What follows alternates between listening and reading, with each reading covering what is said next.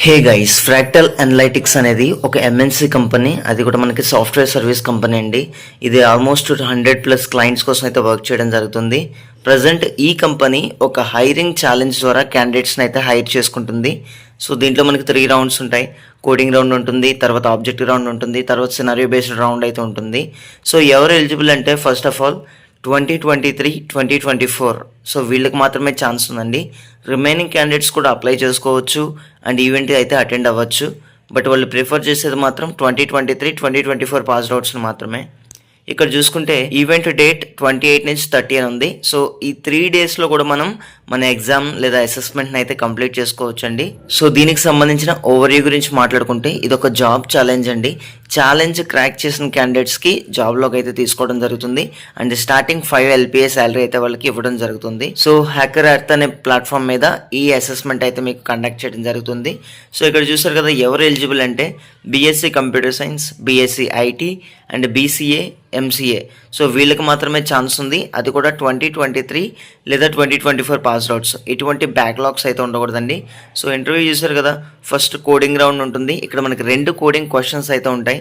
So ఎటువంటి questions వస్తాయి అనేది కూడా నేను వీడియోలో డిస్ప్లే చేయడం జరుగుతుంది, శాంపుల్ క్వశ్చన్స్. సో వీడియోని స్కిప్ చేయకుండా ఎండ్ వరకు చూడండి.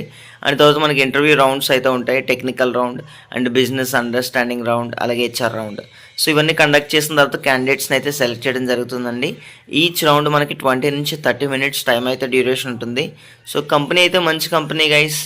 ఇదైతే మనకి స్టార్టింగ్ 5 LPA నుంచి శాలరీ అయితే స్టార్ట్ అవుతుంది. మంచి అవకాశం. అసోసియేట్ రోల్ అనమాట, associate software engineer.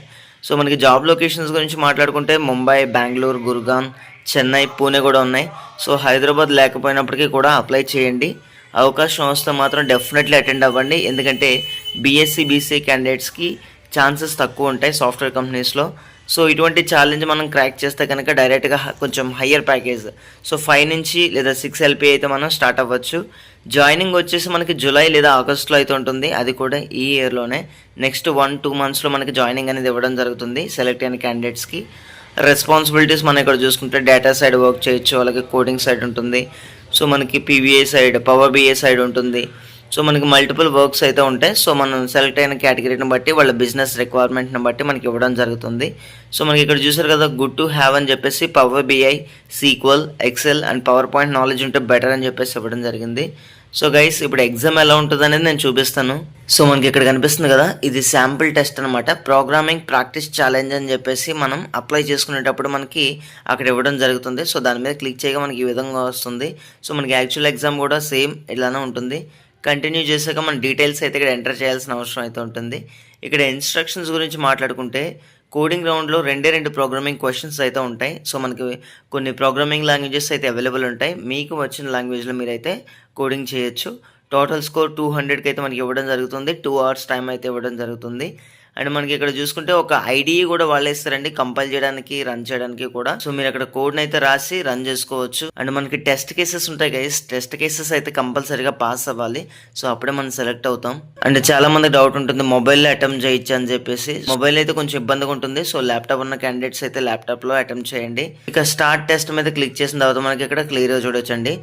Right side score చూపిస్తుంది అండ్ మనకి లెఫ్ట్ సైడ్ 2 ప్రోగ్రామింగ్ క్వశ్చన్స్ అని చూపిస్తుంది.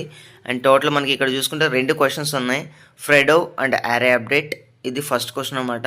సో క్వశ్చన్ ఓపెన్ చేస్తే మనకి ఇంటర్ఫేస్ అయితే ఈ విధంగా రావడం జరుగుతుంది, కోడింగ్ క్వశ్చన్. సో మనకి రైట్ సైడ్ ఐడియా ఉంది కాబట్టి దీంట్లో మనం కోడ్ని అయితే రాయాల్సిన అవసరం అయితే ఉంటుంది. సో ఇది మొబైల్ కాబట్టి కొంచెం డిస్ట్రాక్షన్ అయితే ఉంది. సో మీరు ల్యాప్టాప్లో అయితే కొంచెం బెటర్ ఇంటర్ఫేస్ అయితే ఉంటుంది. సో ఎవరు కూడా మొబైల్లో అటెంప్ట్ చేయొద్దు.